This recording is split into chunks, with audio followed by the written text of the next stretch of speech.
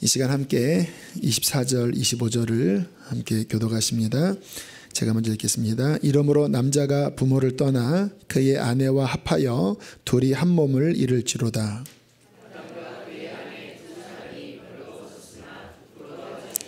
3장 16절 읽습니다. 시작. 또 여자에게 이르시되 내가 내게 임신하는 고통을 크게 더하리니 내가 수고하고 자식을 낳을 것이며 너는 남편을 원하고 남편은 너를 다스릴 것이니라 하시고. 아멘. 오늘 읽은 성경은 가정에 대해서 우리에게 아주 중요한 것을 가르쳐 주고 있습니다. 그것은 가정은 하나님께서 친히 세우셨다라는 것입니다. 가정의 근원은 어떻게 만나셨든지 상관없이 하나님이 근원이 아니라 사람이 근원이 아니라 하나님이 가정의 근원입니다. 우리는 오늘 읽은 성경을 통해서 그 부분에 대한 성경적인 확신을 반드시 가지셔야 합니다. 예수님께서도 결혼에 대해서 말씀을 하실 때 하나님이 짝지어 주신 것을 이라고 말씀하십니다. 인간이 서로 좋아서 짝지어 준 것이 아니라 그 근원이 하나님께서 짝지어 주셨기 때문에 사람이 감정적으로 좋고 싫음에 의하여 환경에 의하여 인간이 나누면 안 된다라고 그렇게 말씀을 하셨습니다. 창세기 2장 18절에 보면요.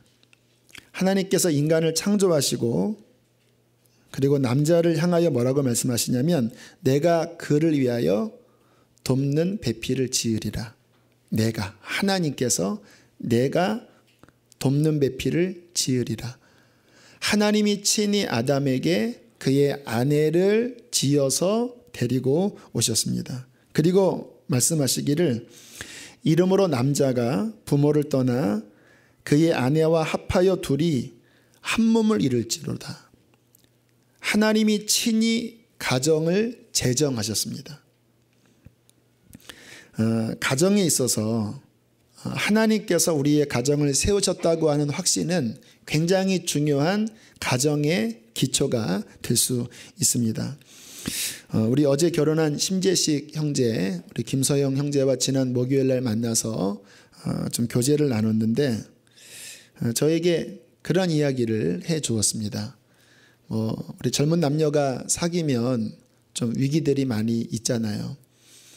그런데 신기하게 그럴 때마다 하나님께서 말씀으로 확신을 시켜 주셨다고 하는 간증을 하더라고요. 올 초에 정말 더 이상 관계를 유지할 수 없을 정도로 마음이 힘들었을 때 그때 교회에 왔는데 중보기도 팀이 그때 교회에서 기도하고 있었을 때였습니다. 이 자매가 너무 힘들어서 우리 전문의께 담당하는 박태현 전도사님이 그 자매를 그 기도팀에게 그냥 넣어버렸습니다. 그래서 중보기도 팀에서 한 3시간가량을 계속 자매를 위해서 기도하고 마지막 보낼 때에 그 한 집사님이 잠깐만요. 무슨 이유 때문인지 모르지만 하나님께서 저에게 자매에게 이 말씀을 주시라고 생각나게 하신 말씀이 있었습니다. 그리고는 창세기 24장 60절인가 보십시오. 그렇게 그냥 툭 던지고 본인은 그 말씀을 잘 생각하지 못하고 잊어버렸대요. 그런데 또 며칠 지나서 마음이 혼란해질 때 그게 무슨 말씀이지? 하고 열어보니까 리브가가 이삭과 결혼하기 위하여 출발할 때 그의 가족이 축복했던 말, 너는 천만인의 어미가 될지어다. 그 말씀이더래요. 그래서 너무 위로를 받고 하나님께서 이것을 기뻐하시는구나. 그리고 또 시간이 지나서 또 마음의 어려움이 오던 그날 택시를 타고 직장을 향하여 가고 있는데 택시기사 아저씨가 교회 다니냐고 물어보더래요. 다닌다고. 그랬더니 봉사를 하냐고. 봉사를 한다고. 뭐 하냐고. 성가대 한다고 했더니 성가대는 봉사가 아니라고. 교사를 하라고. 그렇게 이제 신앙적인 이야기를 서로 나누는데 갑자기 뜬금없이 하는 말이 신앙에 대해서 중요한 성경 요절이 있는데 창세기 24장 몇 절입니다. 또 그 이야기를 하더래요. 또 까먹고 있었는데, 그리고 내려서 다음에 또 그 말씀을 찾아보니까 그 절은 아브라함이 리브가를 얻기 위하여 그 종을 보낼 때 그 리브가를 얻기 위하여 출발했던 그 출발절 말씀이더래요. 그러니까 그게 신앙생활과 큰 관련이 없잖아요. 근데 그분이 그 이야기를 하신 거예요. 그래서 또 확신을 했다라는 거예요. 지난 목요일 날 그 이야기를 나누고 금요일 날 그 형제에게 카톡이 왔습니다. 목사님, 오늘 생명의 삶 본문이 이삭과 리브가의 만남입니다. 하나님이 이렇게 3번이나 또 확신을 시켜주시네요. 그래서 잘 살아라 제가 축복을 했는데, 하나님께서 가정을 세우시고 하나님이 가정의 주인이시고 하나님께서 가정을 이끄신다고 하는 성경적 확신을 갖는 것은 우리에게 너무나 중요합니다. 왜냐하면 많은 사람들이 쉽게 환경에 의하여, 감정에 의하여 결혼의 확신이 흔들리기 때문에 그래요. 물론 어떤 분들은 아까 그 청년들이야 하나님께서 그렇게 뭔가 사인을 주신 거 아닙니까? 여러분, 꼭 그러한 사인이 있어야지만 그 가정이 하나님의 뜻이 아닙니다. 성경은 이미 창세기 2장에 하나님께서 가정을 향하여 남자와 여자가 둘이 한 몸을 이루는 것은 하나님이 제정하셨다고 하는 그 영원 불변의 말씀 자체가 이미 어떻게 결혼했던지 간에, 지금 어떠한 갈등이 있든지 간에 상관없이 이미 하나님께서 그 가정의 주인이시라는 것입니다. 하나님이 가정을 만드셨습니다. 하나님이 직접 만드신 공동체는 성경에 가정과 교회밖에 없어요. 그런데 교회보다 더 먼저 만드신 공동체가 가정입니다. 그렇기 때문에 가정은 그 자체가 신성합니다. 하나님의 이름이 가정 안에 있는 거예요. 가정은 그 자체가 거룩해요. 가정의 배경과 기초에는 하나님이 계십니다. 믿든 믿지 않든. 그러나 아마 가정에 여러 어려움을 갖고 계신 분들이 아마 이 가운데도 많이 계실 거예요. 그 가정이 깨지거나 또는 깨지기 직전에 아파하는 그러한 어려움을 겪고 계신 분, 또 우리의 자녀들이 그러한 아픔 속에서 갈등하는 그러한 어려움의 가정들이 이 가운데 계실 것입니다. 말씀 준비하면서 저조차도 저의 어릴 적 배경이 어려운 환경이었잖아요. 오늘 이 가정에 관한 말씀이 혹시 그러한 분들에게 마음에 상처가 되지 않을까라고 하는 조금 염려도 있었지만 주님께서 그렇게 제 마음 가운데 생각을 정리시켜 주셨습니다. 지난 실패 상관없이 지금 현 상황에서 우리의 가정 그리고 우리의 자녀들의 가정이 하나님의 뜻대로 잘 세워질 수 있도록 오늘 말씀을 통하여 지혜를 얻는 것이 중요합니다.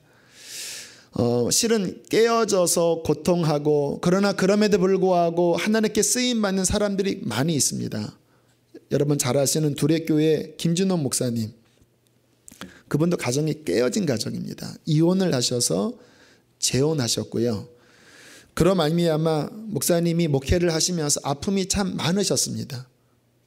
그리고 우리가 너무 잘 아는 인천 방주교회 박보영 목사님도 주님 만나기 전에 가정이 깨어졌습니다. 지금도 다른 부분은 몰라도 가정 이야기하면 목사님이 굉장히 위축되세요. 힘들어 하시는 부분이십니다. 그러나 하나님께서는 또 다른 차원의 영적인 가정을 세우셔서 수십 명의 아이들이 그 목사님의 돌봄 속에서 이제 자라나고 있고, 감사한 것은 그렇게 불황아들 또 완전 가정에서 버림받은 아이들이 10년 넘게 목사님과 함께 살면서 지금은 그 아이들이 또 하나의 가정을 이루고 그리고 행복해하는 모습을 바라보면서 목사님이 행복해하시고 계십니다. 성경의 야곱 같은 경우 보면요, 정말 힘든 가정입니다. 결혼을 4번이나 했다고 할 수도 있죠. 부인이 4명이고 그 가정 안에서 말 못할 어려움들이 일어납니다. 큰아들이 계모와 강간을 하는 일도 벌어지고, 정말 콩가루 집안 같은 그러한 분위기, 원치 않는 결혼, 본인은 나이를 사랑했는데 삼촌의 계략으로 원치 않는 결혼을 하고, 또 서로 시기가 일어나면서 또 종들이 본인의 후처로 들어오고, 하지만 하나님께서 결국 그 안에서 이스라엘을 끌어내시잖아요. 하나님께서는 우리의 가정을 회복하기를 원하십니다. 하나님의 능력으로 우리의 가정 속에서 실패가 있어도 그의 거룩한 가문을 이끌어 내실 것입니다. 자, 오늘 우리가 성경을 통해서 가정에 대한 부분을 살펴보기를 원하는데요. 제가 말씀을 한 주 동안 이 가정에 대한 말씀을 전해야 되나 아니면 다른 부분을 전해야 되나 좀 고민을 했는데, 하나님의 사인이 그래서 그랬는지 계속 가정에 관련된 어떠한 소스들이 계속 제게 왔습니다. 제가 지난주에 봤던 한 영상에서 그 가정들이 이렇게 아파하는, 몇 쌍의 가정들이 서로 아파하는 이야기들을 들었어요. 이야기를 들어보니까 하는 말이, 나는 이해받기를 바라고 나를 사랑해 주기를 바랬다라는 거예요, 결혼하면서. 그런데 막상 나의 배우자는 나를 이해하고 나를 사랑해 주기보다는 또 다른 자신의 잣대로 자신을 받아주지 못하고, 오히려 또 본인 안에 있는 문제점을 가지고 나한테 사랑해달라고 하니까, 그것 때문에 서로 결혼을 진행해 나가면서 깊은 고립해이고, 그로 말미암아 서로 사느니 마느니 하는 그러한 갈등이 일어나는 고백들을 서로 하더라고요. 서로 말이 안 통하는 거예요. 차라리 안 사느니만 못하는 그러한 어려움 가운데서 눈물을 흘리면서 서로 고백하는 이야기를 들었습니다. 왜 그러한 일이, 행복하기를 원해서 결혼했는데 왜 이상한 일이 가정 안에서 비일비재하게 일어날까요?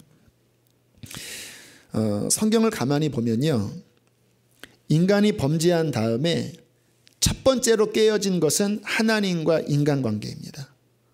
그런데 그 다음 깨어진 것이 가정입니다. 인간이 범죄한 다음에 하나님께서 아담에게 너 왜 그랬니라고 물어봤을 때 아담이 대뜸했던 말은 저 여자 때문이에요 그랬습니다. 저 여자, 하나님이 내게 주신 저 여자 때문입니다. 오늘 좀 특이한 말씀 하나를 잠깐 보겠는데요. 3장 16절. 자, 여자에게 하나님께서 이렇게 그 죄의 고통에 대해서 말씀을 하십니다. 3장 16절 함께 읽습니다. 시작. 또 여자에게 이르시되 내가 내게 임신하는 고통을 크게 더하리니 내가 수고하고 자식을 낳을 것이며 너는 남편을 원하고 남편은 너를 다스릴 것이니라.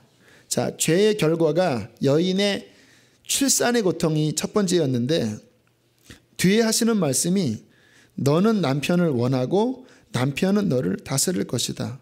조금 의미가 잘 와닿지 않지요? 느낌은 뭔가 갈등이 일어날 것 같은 느낌이 들지 않습니까? 근데 새 번역을 보니까 이렇게 번역되어 있습니다. 내가 남편을 지배하려고 해도 남편이 너를 다스릴 것이다. 우리가 저 이야기 같습니까? 어떤 구조냐면요, 남편의 권위 아래 하와가 있는 것을 탁 치려고 한다라는 거예요. 그 열망이 있다라는 거예요. 하지만 남편은 또 힘으로 너를 다스리려고 하는, 이게 사랑과 순종과 섬김의 하나됨이 아니라 서로 뭔가 반목하고 갈등하는 구조 속에서 고통이 일어날 것이다 라고 주님께서 말씀을 하고 있습니다. IMF로 어려웠을 때 뭐 그런 일이 있었다고 그래요. 이제 남편이 생일을 맞았는데 그냥 김치 쪼가리에 뭐 밥만 올라온 거예요. 그러니까 남편이 가볍게 한마디 했답니다. 그래도 오늘 내 생일인데 미역국이라도 좀 끓이지. 이렇게 한마디를 했더니 아내가 무섭게 면막을 주었다고 합니다. 돈만 벌어줘봐. 고깃국도 못 끓여주냐? 왜냐하면 그 당시가 남편이 8개월 동안 IMF로 돈을 가져다 주지 못하는 상황이었다고 그래요. 남편의 어려운 상황을 모르는 바는 아니었지만 아내도 속이 부글부글 끓는 거예요. 그러니까 이 남편을 치는 거죠. 이렇게. 남편이 그날 아무 말 없이 수저를 내려놓고 출근을 했는데요. 이 남편은 아침을 걸으면 거의 죽는 줄 아는 남편이었다고 그래요. 근데 그 다음 날도 계속 아침을 걸으면서 출근을 하는 거예요.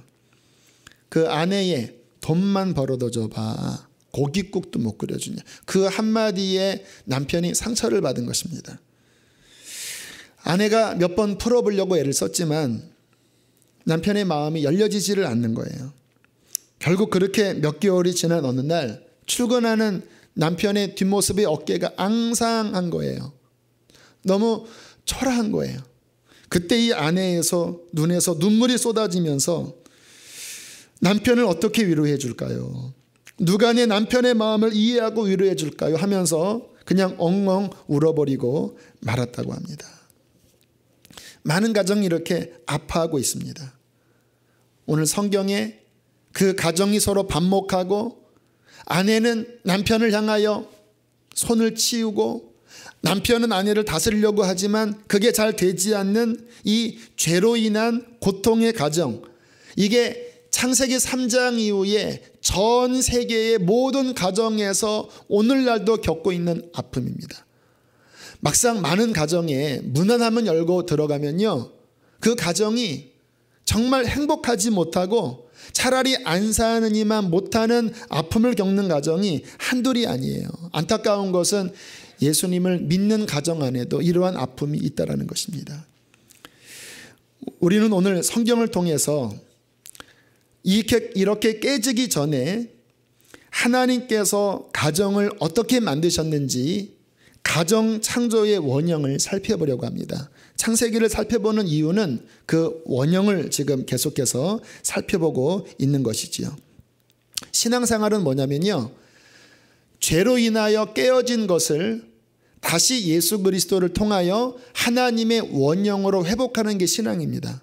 그래서 3장에는 가정이 깨어졌지만 2장에 하나님께서 어떠한 디자인으로 가정을 만드셨는지 그것을 살피고, 지금 우리가 가정이 어렵고 아프고 깨어져 있어도 예수 그리스도로 말미암아 하나님의 말씀대로 원형을 향하여 찾아나가는 것, 이게 신앙이고 이게 성경을 우리가 배우는 중요한 목적인 것입니다. 자, 하나님께서 가정을 어떻게 창조하셨을까요? 이것을 알려면 창세기 1장 26절에 하나님이 인간을 어떻게 창조하셨는지를 생각해 보면 답을 알 수가 있습니다. 하나님이 인간을 어떻게 창조하셨을까요? 하나님의 무엇대로 창조하셨습니까? 형상대로. 하나님이 자기의 형상대로 남자와 여자를 창조하셨어요. 다시 말하면 하나님이 가정을 어떻게 창조하셨냐면 하나님의 형상대로 가정을 창조하셨습니다. 이게 무슨 의미일까요? 자, 우리 1장 26절을 한번 다시 한번 읽겠습니다. 이 말씀을 읽으면 조금 의아한 부분이 부딪히실 거예요. 자, 자세하게 한번 천천히 읽어보겠습니다. 시작. 하나님이 이르시되 우리의 형상을 따라 우리의 모양대로 우리가 사람을 만들고 그들로 됐습니다. 자, 하나님께서 표현하실 때 어떻게 만드신다고 그래요? 우리라고 표현해요. 3번이나 강조합니다. 우리의 형상을 따라 우리의 모양대로 우리가 사람을 만들고. 그런데 이게 우리가 알고 있는 하나님은 유일신이다라고 하는 것에 부딪히는 겁니다. 아마 지금 유태인들은 이 부분을 이해하기 어려워요. 하나님은 유일하신 하나님이시잖아요. 한 분이시잖아요. 그런데 창세기 1장이 그 하나님이 하나님의 형상대로 인간을 만드시면서 3번이나 우리가 우리의 모양대로 우리의 형상을 따라 복수를 이야기해요. 그러나 하나님은 단수입니다. 그런데 복수예요. 이게 오묘함입니다. 삼위일체를 이해할 때 여러분, 하나님은요, 성부 하나님, 성자 예수님 하나님, 성령 하나님, 이렇게 성경 전체를 보면 3분의 하나님을 표현하고 있어요. 예수님에게도 하나님이라고 표현하고, 성령님도 하나님의 신이라고도 표현하고, 하나님 아버지도 하나님이라고 표현해요. 3분 다 각각 계신 분이에요. 그런데 성경은 그 셋을 하나라고 또한 표현합니다. 하나님은 한 분이시라. 어떻게 한 분이실까요?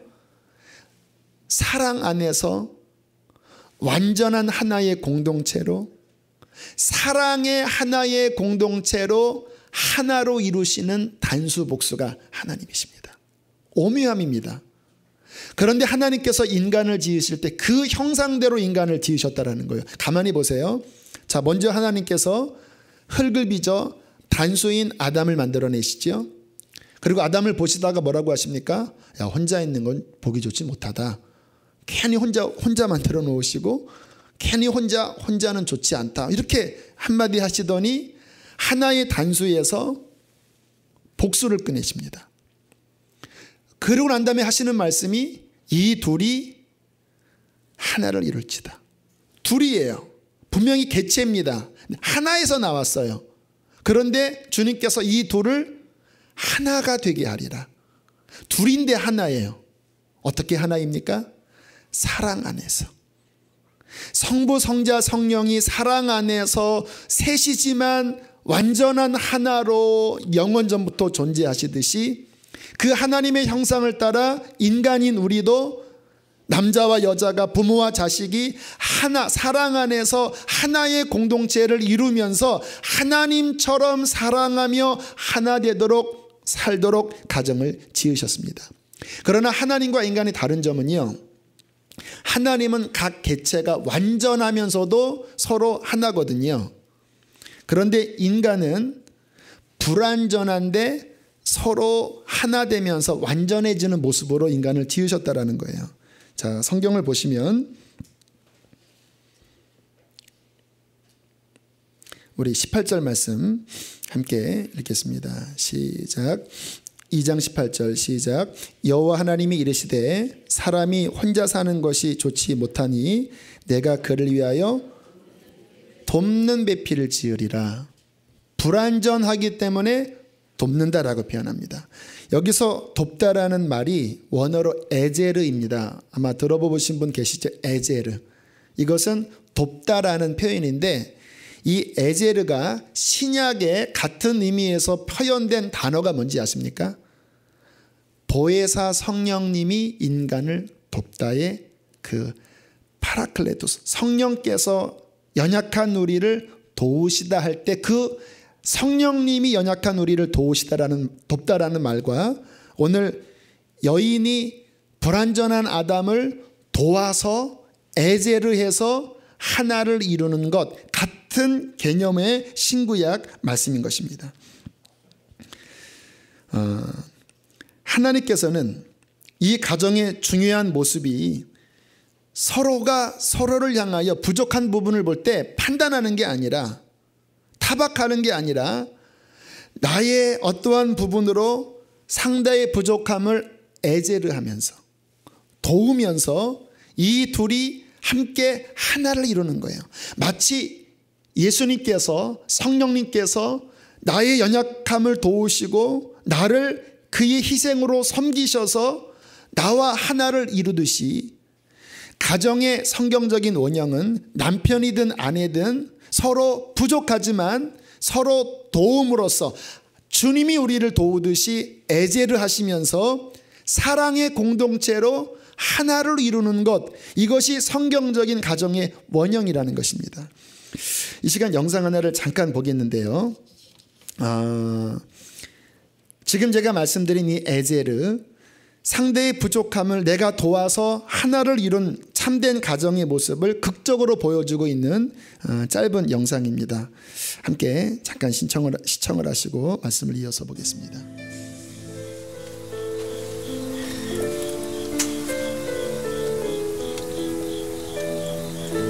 그래, 잘 있었지 오늘도.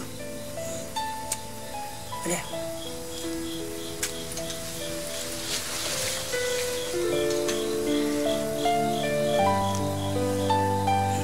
이건 뭐인가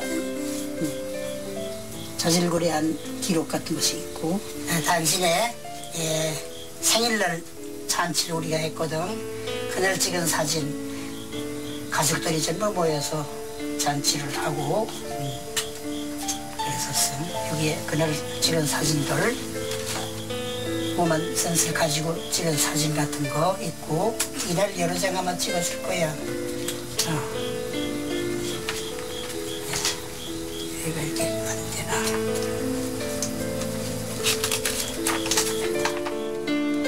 그래서 말을 못하니까 뭐 하야 소용도 없고 두들 수도 없고, 그래서 제일 처음에는 굉장히 뭐랄까 굉장히 가슴 아프고 그랬는데, 나중엔 철학을 바꿔야 돼요. 그래서 철학을 이렇게 바꾸게 되면 살아있는 것만 해도 감사하다는 생각으로 바꾼 거예요. 살아있는 것만 해도 감사하다, 하나님.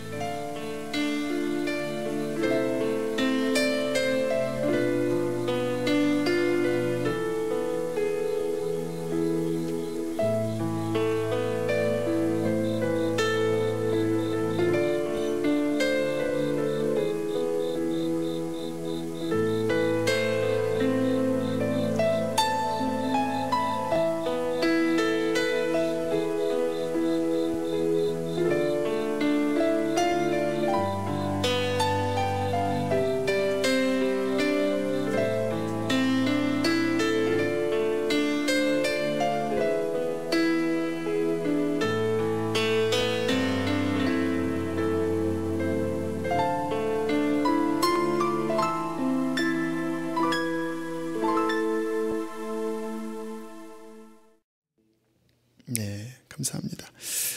여러분 어떻게 보이시죠? 마음이 좀 짠하시죠? 좀 안 돼 보이시기도 하시죠?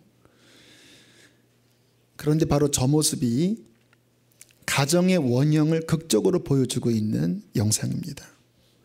바로 저 모습이 예수님이 우리를 대하신 모습이에요.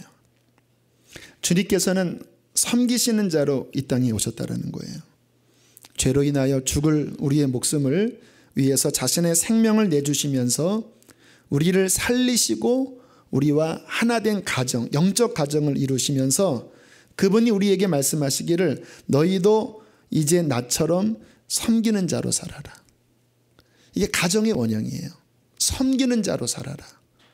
돕는 배필로 살아라. 여자만이 아니라 남자나 여자나 상관없이 내가 너희를 섬겼듯이 상대의 부족함을 보면서 왜 저렇게 부족하냐고 타박하는 삶이 아니라 나의 것으로 저 사람의 부족을 채워줘서 하나님이 그 서로를 섬김으로써 하나로 거하시듯이 너희도 그렇게 하나된 공동체를 이루며 살라라고 말씀을 하시는 것입니다.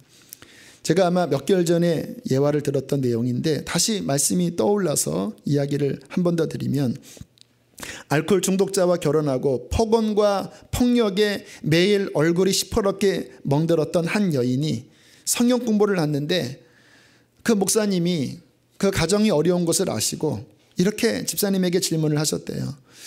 부부가 뭐지요? 그래서 이를 빠드득 갈면서 남남이요 그랬대요. 왜냐하면 10년을 살면서 남편이 아닌 거예요. 우리가 악연으로 잘못 만나서 살고 있는 거다. 그랬더니 목사님이 호통을 치면서 성경 한번 읽어보시라고, 창세기 2장 24절. 제일 싫은 말씀이었대요. 그 더러운 인간과 내가 한 몸이라니, 막 벌레가 몸에 기어다니는 것 같은 싫은 말씀이었지만 그냥 목사님이 읽으라고 하니까 읽을게요. 나 너무 싫어요 하면서 말씀을 읽어내려가기 시작했습니다. 남자가 그 부모를 떠나 여자와 연합하여 둘이 한 몸이라고 고백하는 순간 불이 떨어졌습니다. 성령이 임하셨어요. 인간의 그 고통스러운 생각이 아니라 창조의 원형인 그 가정에 대한 하나님의 마음이 그분에게 부어졌습니다.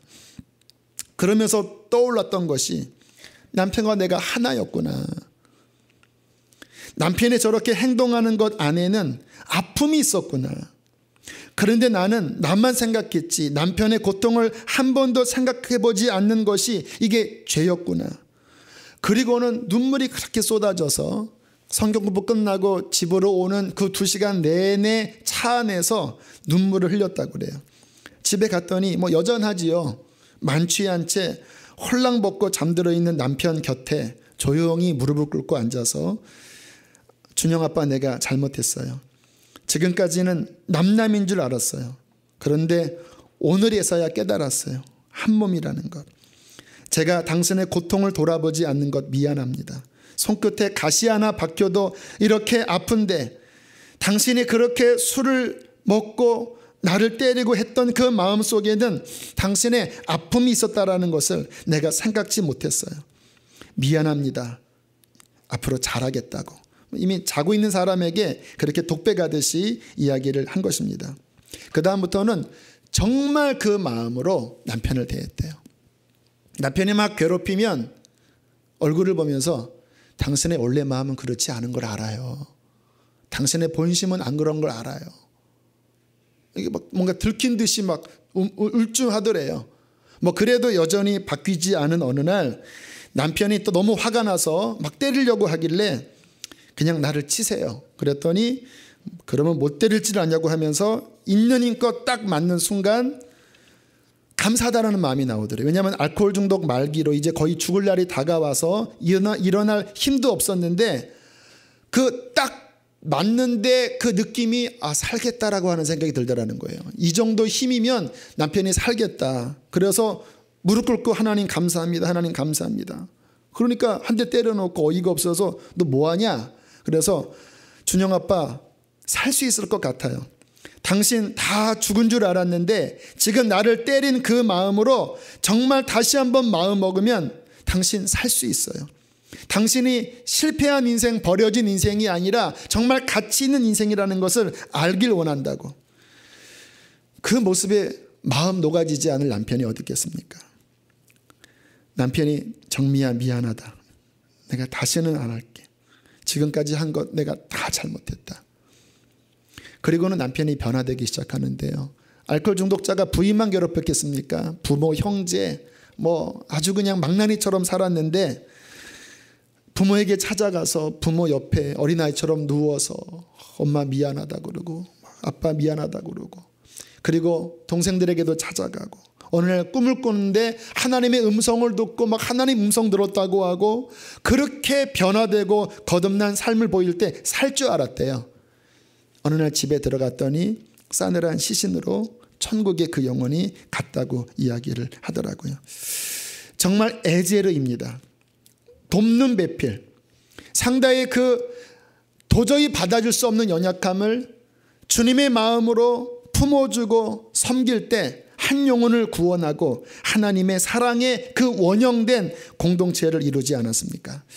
자, 2장 25절 말씀도 다시 보기를 원하는데요. 함께 읽겠습니다. 시작. 아담과 그의 아내 두 사람이 벌거벗었으나 부끄러워하지 아니하더라. 이 창조의 원형의 가정의 모습을 간단하게 표현합니다. 벌거벗었으나 부끄러워하지 않았다라는 거예요. 무슨 의미일까요? 다양한 해석이 있겠지만 제가 느끼기에는 상대의 부족함을 봐도 나의 부족함을 보여도 저 사람은 나를 애제를 하기 때문에 나를 품어주기 때문에 부끄러워하지 않는다라는 거예요. 이게 가정입니다. 창조의 원형의 가정은 나의 부족함이 보이고 상대방이 부족함이 보여도 어차피 내가 그것을 섬기기 위하여 예수님처럼 품기 위하여 왔기 때문에 부끄러움을 보여도 부끄러워하지 않는 모습이 가정의 원형이라는 것입니다. 이 창조의 원형된 가정을 회복하는 것이 우리의 신앙의 사명이라고 믿습니다. 물론 쉽지 않아요. 어려움이 있을 거예요. 그러나 기억하십시오. 예수님은 우리의 영혼만 구원하신 것이 아니라 우리의 가정도 구원하시는 분이십니다. 그 십자가의 능력으로 우리의 죄만 사하는 것이 아니라 가정에 그 하나 되지 못하는 것도 그의 사랑으로 녹이실 것입니다. 저의 가정이 그 증거입니다.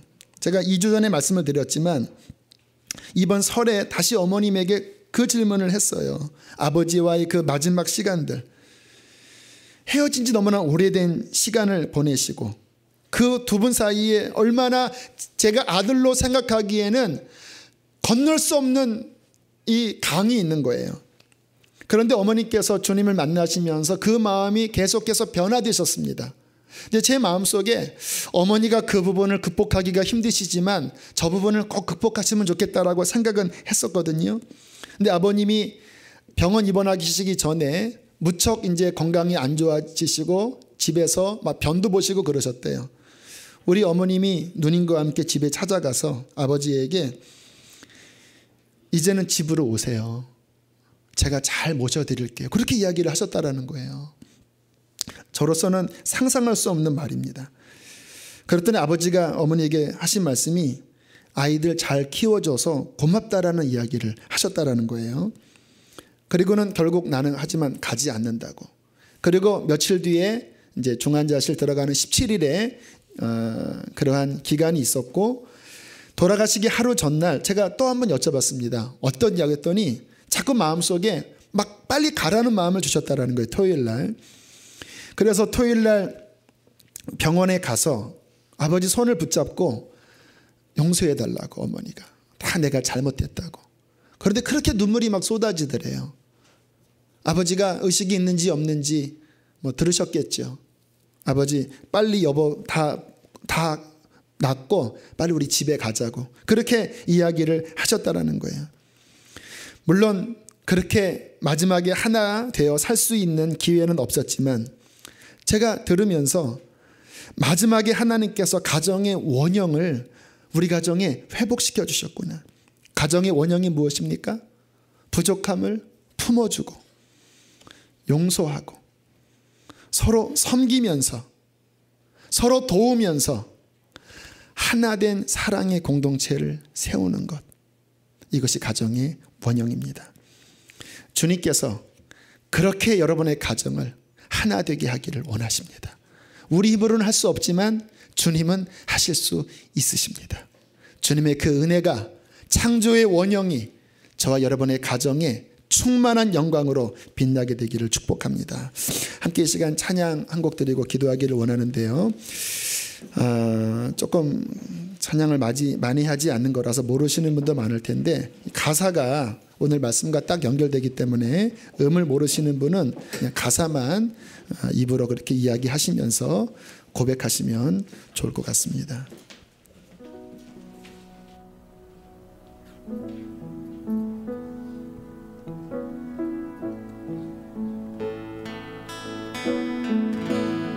내 삶의 소망 내가 바라는 한 그 예수 남기를 내가 원하네 한없는 사랑 풍성한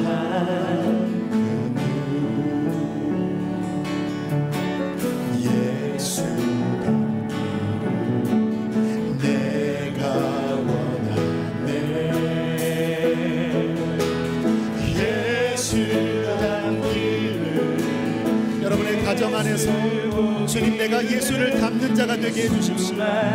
높이기 내가 원하네 내 평생 소원 예수 닮기를 예수만 닮기를 내가 원하네 온유하시고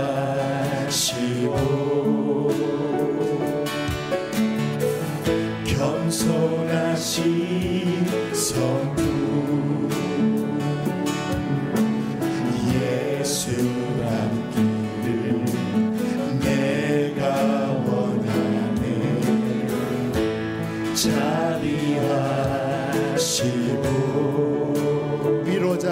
되신 위로자 되신 주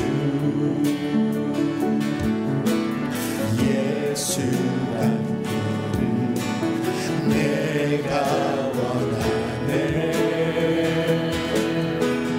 예수 닮기를 예수 보기를 예수만 높이기 내가 원하네 내 평생 소원 예수 닮기를 예수만 닮기를 우리 함께 마지막 한 번 더 손을 내밀고 우리 가정 안에서 예수 닮게 하여 주십시오. 예수 닮기를 예수 보기를 예수만 높이기 내가 원하네 내 평생 소원 예수 닮기를 예수 우리 한 번 더 우리 믿음으로 선포합시다. 예수 닮기를 예수 보기를 예수 닮기를 예수 보기를 예수만 높이기 내가 원하네 내 평생 소원 예수 닮기를 예수만 닮기를 내가 원하네. 이 시간 우리의 가정을 위해서 기도합시다. 싱글인 분들도 가정을 위해서 기도하세요. 하나님, 우리 가정에 정말 사랑으로 섬겨서 하나된 공동체를 이루기를 원합니다. 하나님, 나의 마음에 섬기는 마음을 주십시오. 주님이 나를 섬겼듯이 그렇게 섬기는 자로 서게 해주셔서 상처가 치유되게 해주시고 하나님의 아름다운 열매들이 우리 가정 가운데 창조의 원형으로 맺혀지게 하여 주시옵소서. 함께 이 시간 기도하시겠습니다. 할렐루야. 그렇습니다. 하나님 아버지, 우리 가정 안에 하나님 아버지 창조의 원형 서로 사랑하고 섬기고 아버지 부끄러움을 보고도 아버지 부끄럽지 아니하는 그러한 하나님의 가정을 하나님 아버지 이루어 주시기를 원합니다. 오 하나님 아버지, 우리가 예수를 믿습니다.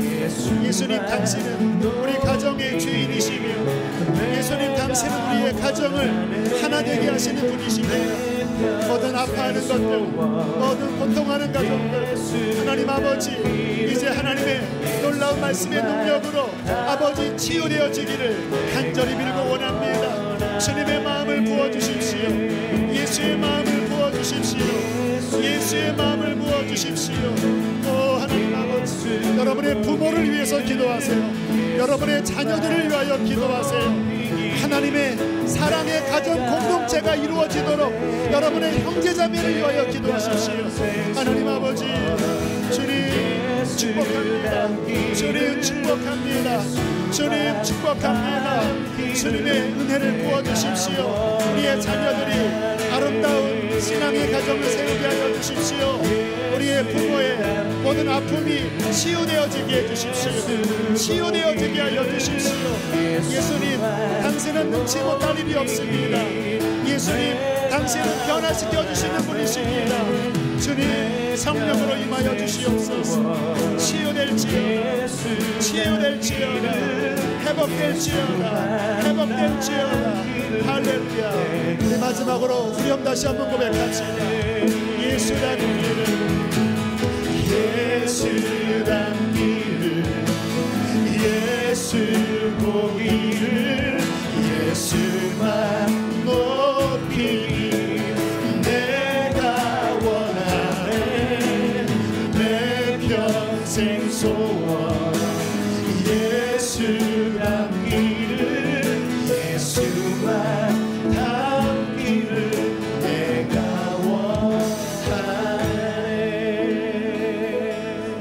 하나님, 우리의 가정을 구원하여 주십시오. 우리 부모에게 아픔이 있습니다. 창세기 3장에 깨어진 그 아픔이 우리 부모에게 있고 우리 자녀들에게도 있고 우리 형제 자매들에게도 있습니다. 주님, 그러나 예수 그리스도 십자가의 섬김으로 내 영혼이 구원받았듯이 우리의 가정이 회복될 것을 믿습니다. 부모의 아픔을 치료하여 주십시오. 부모의 깨어진 모든 곳에 주의 보혈로 덮어주십시오. 우리의 자녀들이 아파하는 모든 가정에 주님 치유의 손길을 베풀어 주십시오. 우리 형제자매들의 모든 고통하는 상처에 예수님 사랑으로 감싸 주십시오. 우리 가정에 있는 아픔을 주님께 올려드립니다. 나의 힘으로는 섬길 수 없사오나 우리 안에 임마누엘로 함께 하신 예수 그리스도의 십자가의 사랑이 나의 남편과 아내의 그 허물과 부족함을 채울 수 있게 하심을 믿습니다. 하나님, 우리가 에제로로 서게 해 주십시오. 섬기는 자로 서게 해 주십시오. 삼위일체 하나님이 사랑으로 하나 되시시 그러한 사랑의 섬김으로 우리의 가정이 하나를 이루게 하여 주시옵소서. 주님, 치유하실 주님을 찬양합니다. 예수 그리스도의 이름으로 치유될지어다. 예수의 이름으로 회복될지어다. 주의 사랑이 덮어주시옵소서. 하나님, 주님 앞에 예물 드린 손길 올려드립니다. 하나님께서 기쁘게 받으시고 우리의 모든 삶에 하나님 부으시는 은총으로 충만케 하시옵소서. 주님, 건강케 해주시기를 원합니다. 육신이 고단하고 또 질병으로 신음하는 자들을 주님의 능력으로 치료해 주십시오. 우리의 자녀들 멀리 출타해 있거나 유학가 있거나 군대가 있거나 어디 있든지 함께 하셔서 그들을 강건하게 하시옵소서. 이제는 우리를 죄에서 건지신 예수 그리스도의 은혜와 하늘 아버지의 그 크신 사랑과 성령의 감동 감화하심이 예배를 드리고 돌아가는 모든 이들의 심령과 가정 안에 회복의 은총으로 충만히 함께 있을지어다. 아멘.